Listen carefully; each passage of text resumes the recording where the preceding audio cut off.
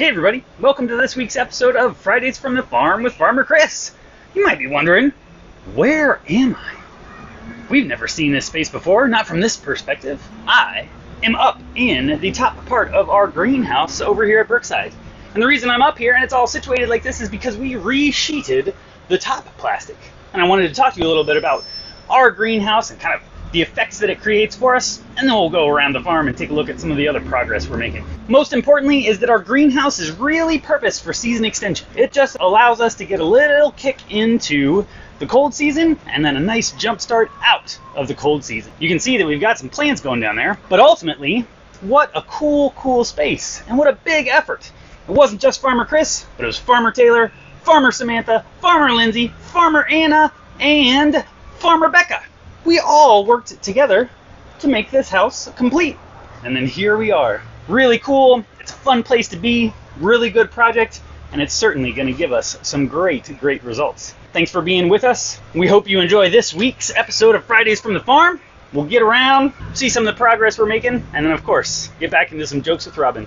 Again, we really appreciate y'all's participation and being with us, and look forward to bringing you more. Take care. So remember that the fundamental part of having a greenhouse is all about controlling the environment. And what's so cool about it is that right now, outside of this door, it is 37 degrees, almost 40 degrees. Inside of the greenhouse right now is 80 degrees. And there's no heater running. You can see we've got a heater that keeps us from freezing, but it's not running right now. Because just the sunlight and the greenhouse's ability to trap this warmth beneath a double layer of plastic, it makes it so that it holds this heat, which means that those tomato plants don't die when it gets really cold at night. The one thing we have to remember though is that tomatoes really enjoy sunlight.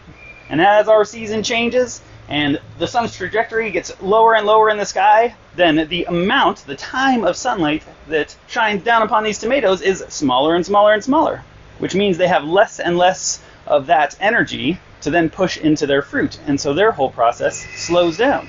Super cool, but also a really specific system, and one that we're just kind of using to push into a different area. Really neat.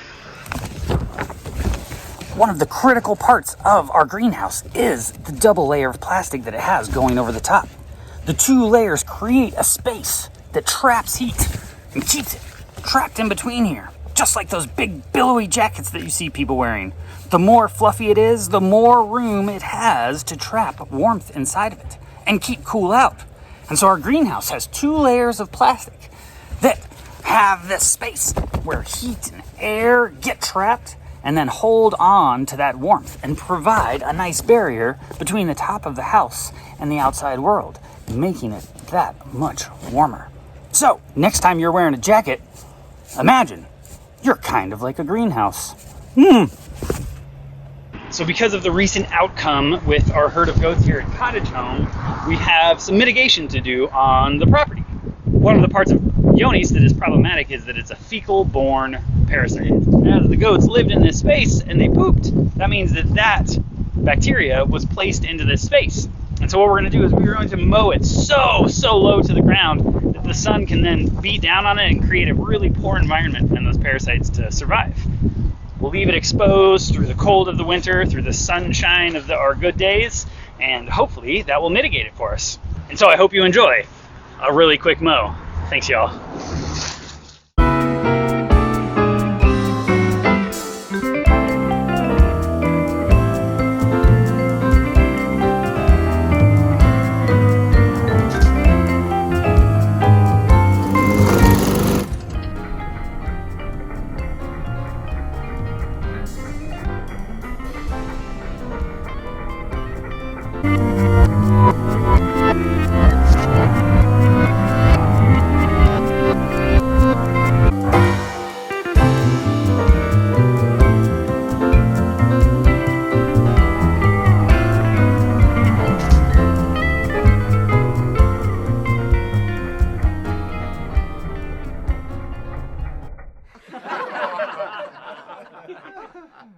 What was the kitten bowling league called?